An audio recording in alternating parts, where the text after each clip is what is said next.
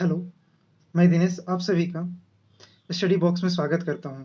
तो आज हम लोग समचतुर पर आधारित सबसे पहले तो कंसेप्ट देखेंगे, उसके बाद में जो प्रतियोगी परीक्षाओं में पूछे जाते हैं वो क्वेश्चन को भी सॉल्व करेंगे। तो देखते हैं सबसे पहले कंसेप्ट, ठीक है। समचतुर्भुज किसे कहते हैं? तो समचतुर्भुज क्या होता है? इसमें सभी साइड्स मतलब कि सभी भुजाएं बराबर होती हैं। इसमें सभी भुजाएं बराबर होती है, जैसे कि देख सकते हैं आप इस फिगर में ए बी बराबर बी सी बराबर सी डी बराबर ए डी है, मतलब कि चारों भुजा आपस में बराबर है। यहाँ पर लिखा ए बी बराबर बी सी बराबर सी डी बराबर ए डी, इसको ए हम लोग कंसीडर कर सकते हैं। और इसका डायगोनल अलग अलग होता है, जैसे कि यहाँ पर एक विकर्ण है, ये विकर्ण एक है, जैसे यहाँ पर माना हुआ है, तो विकर्ण एक हो गया ये D1, और दूसरा विकर्ण यहाँ पर क्या है, ये हो गया BD, जिसको नाम दे सकते हैं D2, यहाँ पर BD D2 दिया।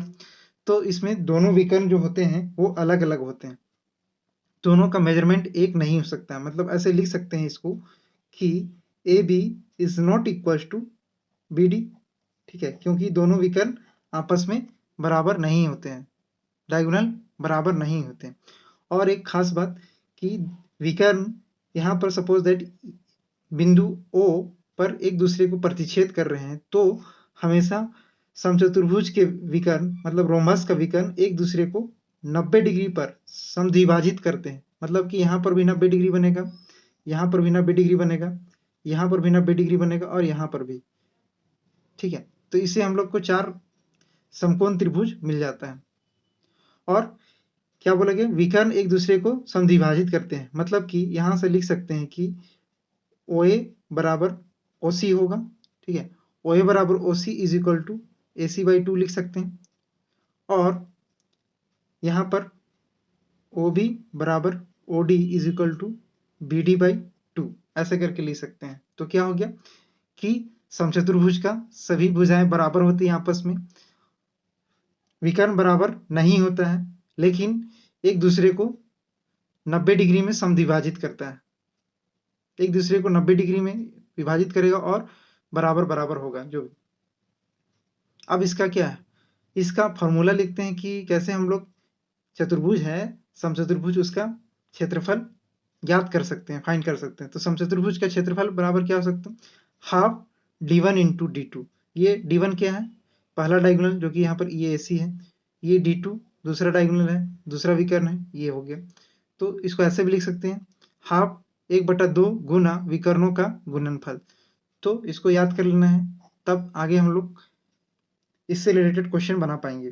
तो समचतुर्भुज का क्षेत्रफल क्या हो गया, हाफ D1 इंटू D2 या फिर हाफ गुना विकर्णों का गुणनफल। और इसका परिमाप निकालेंगे तो क्या होगा, क्योंकि सारा भुजा बराबर होता है तो सारा भुजा को जोड़ेंगे तो वर्ग के परिमाप के जैसा होता है। तो समचतुर्भुज का परिमाप होता है 4 गुने भुजा। तो ये दो फॉर्मूला याद करना है, इन दोनों से भी हम लोग क्वेश्चन सॉल्व करेंगे। तो चलिए क्वेश्चन फर्स्ट सॉल्व करते हैं। तो ये रहा क्वेश्चन नंबर फर्स्ट। तो इसमें क्या बोलता है कि किसी समचतुर्भुज के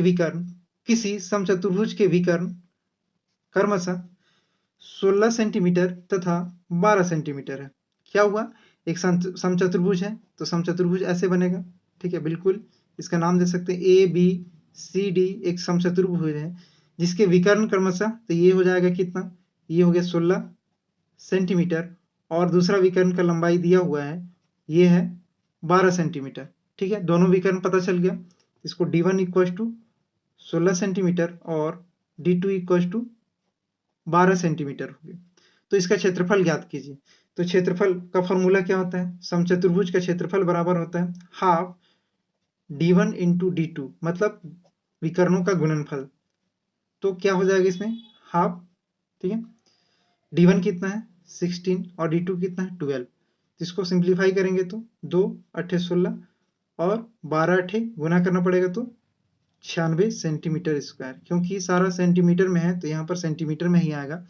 तो फर्स्ट क्वेश्चन का आंसर होगा ए, ठीक है। तो ए आंसर हो जाएगा, तो इसका ये आंसर आ गया। अब चलिए नेक्स्ट क्वेश्चन में चलते हैं और उसको सॉल्व करते हैं, कैसे सॉल्व कर पाएंगे। नेक्स्ट क्वेश्चन है 40 सेंटीमीटर तथा 30 सेंटीमीटर माप के विकर्ण वाले समचतुर्भुज का परिमाप ज्ञात कीजिए। इसमें क्या बोला है, 40 सेंटीमीटर तथा 30 सेंटीमीटर माप वाले विकर्ण के समचतुर्भुज का परिमाप ज्ञात कीजिए। तो ये दो विकर्ण दिया हुआ है इसमें, जैसे कि अगर चतुर्भुज बनाए, एक छोटा सा ए बी सी डी एक चतुर्भुज है जिसमें कि दो विकर्ण है D1 और D2।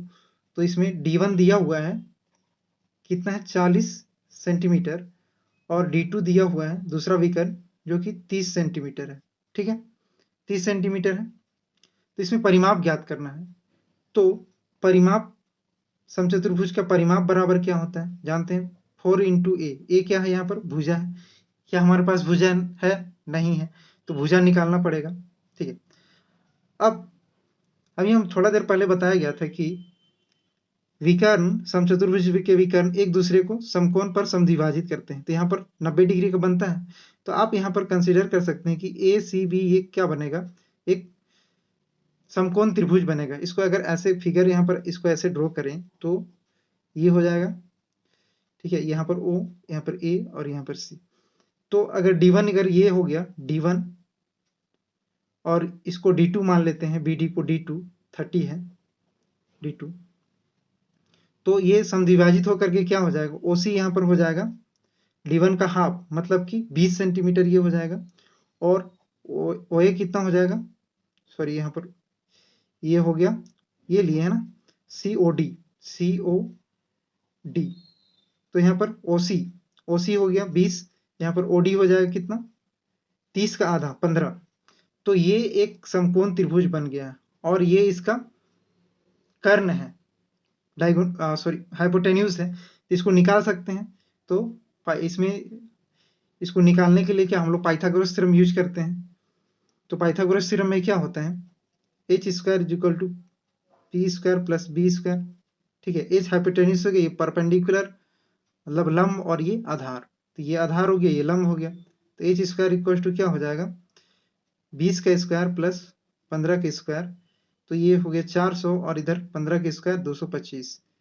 तो ओवरऑल कितना हो गया, 625 हो गया h स्क्वायर। तो h अगर निकालना है तो ये स्क्वायर इधर जा करके रूट में कन्वर्ट हो जाएगा, और इसको हम लोग क्या लिख सकते हैं, 25 गुने 25, मतलब 25 का स्क्वायर है, यहाँ पर एक जोड़ा बन जाता है तो एक बाहर आ गया। तो ये हो गया हाइपोटेन्यूज 25 सेंटीमीटर। तो यहाँ पर इस ट्रायंगल में हाइपोटेन्यूज, लेकिन यहाँ पर ये एक साइड है, तो मतलब कि A बराबर H, मतलब इस ट्रायंगल का हाइपोटेन्यूज ही यहाँ पर एक भुजा का काम कर रहा है। तो भुजा निकल गया 25 सेंटीमीटर। तो अब हम लोग परिमाप यहाँ से आराम से निकाल सकते हैं, 4 गुने A कितना है, 25 सेंटीमीटर। तो 25 चौके कितना हो गया, 25 चौके हो जाता है 100 सेंटीमीटर, ये सेंटीमीटर है। तो परिमाप कितना है, 100 सेंटीमीटर, ये आंसर हो गया, और इसका करेक्ट ऑप्शन बी आंसर सही होता है। तो ये ऑप्शन क्वेश्चन समझ में आया होगा। चलिए नेक्स्ट क्वेश्चन चलते हैं इसी से रिलेटेड। नेक्स्ट क्वेश्चन बोलता है कि एक समचतुर्भुज की भुजा और एक विकर्ण क्रमशः 5 मीटर और 8 मीटर है। ठीक है, तो इसमें क्या बोला, समचतुर्भुज का भुजा और एक विकर्ण। तो अगर समचतुर्भुज ऐसे बना ले, एक ड्रॉ कर ले फिगर, ये हो गया समचतुर्भुज ABCD, एक ABCD एक समचतुर्भुज है। तो इसमें क्या बोला है कि भुजा, मतलब कि ये A इक्वल टू कितना हो गया, 5 मीटर हो गया, नो डाउट। यहाँ बोले एक समचतुर्भुज की भुजा मतलब फर्स्ट में दिया हो तो ये 5 मीटर हो गया, और विकर्ण क्रमशः 8। तो एक विकर्ण यहाँ पर होगा जो कि कितना होगा, 8 मीटर। तो इसको D1 मान लेते हैं, पहला विकर्ण कितना है, 8 मीटर है। ठीक है, तो दूसरा विकर्ण भी यहाँ पर होगा, और ये 90 डिग्री यहाँ पर बनेगा। एक दूसरे को यहाँ पर बराबर बराबर भाग में मतलब कि विभाजित कर देंगे ये दोनों। ये है 5 सेंटीमीटर। तो चतुर्भुज का क्षेत्रफल, तो सबसे पहले समचतुर्भुज का क्षेत्रफल निकालना है। तो समचतुर्भुज का क्षेत्रफल निकालने का फॉर्मूला क्या है, ये जानना पड़ेगा। तो ये क्या होता है, हाफ D1 इंटू D2, हम लोग ये देख चुके हैं।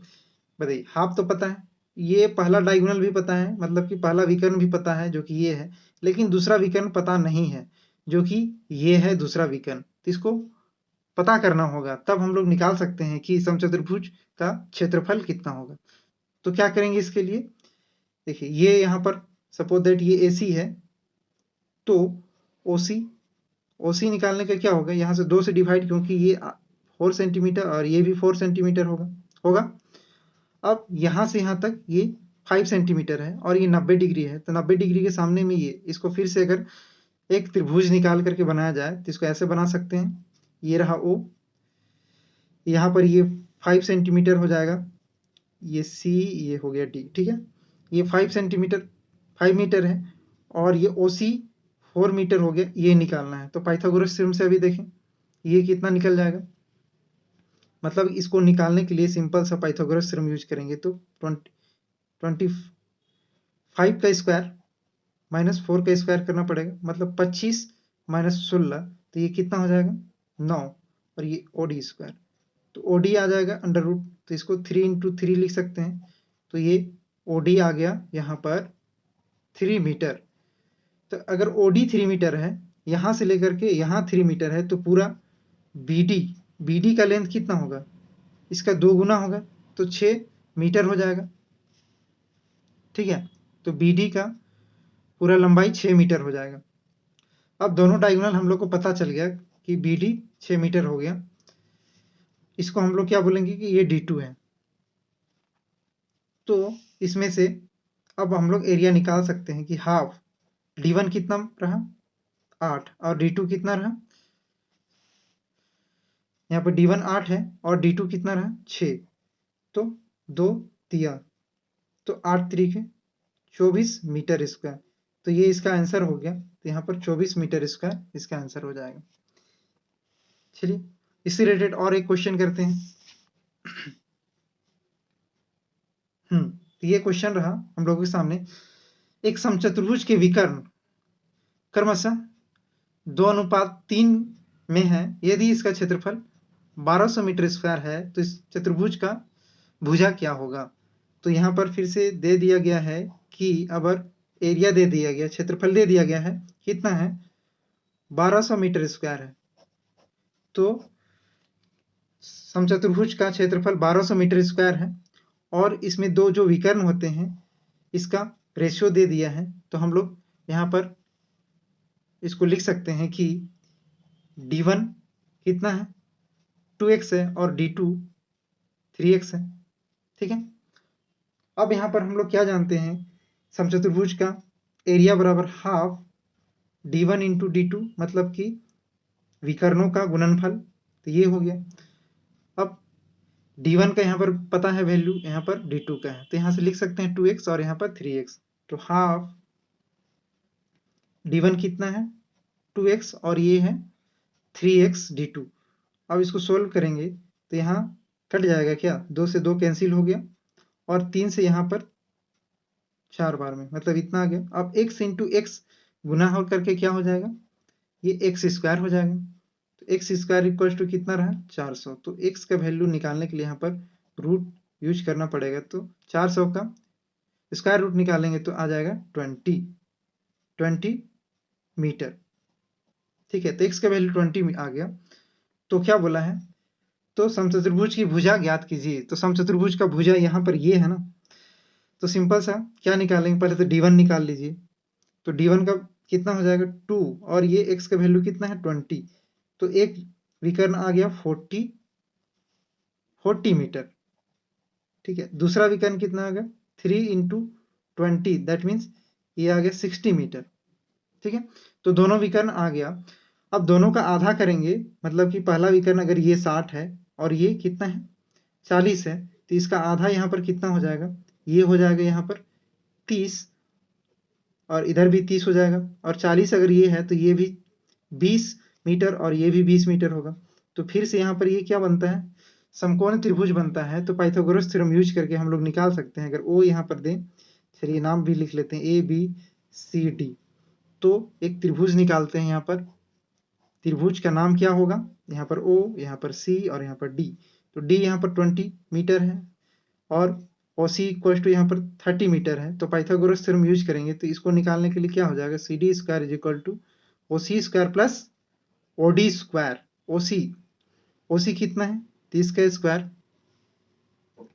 30 का स्क्वायर प्लस 20 का स्क्वायर, तो यहाँ पर 20 करेंगे तो ये 900 और ये हो गया 20 का स्क्वायर 400। तो सी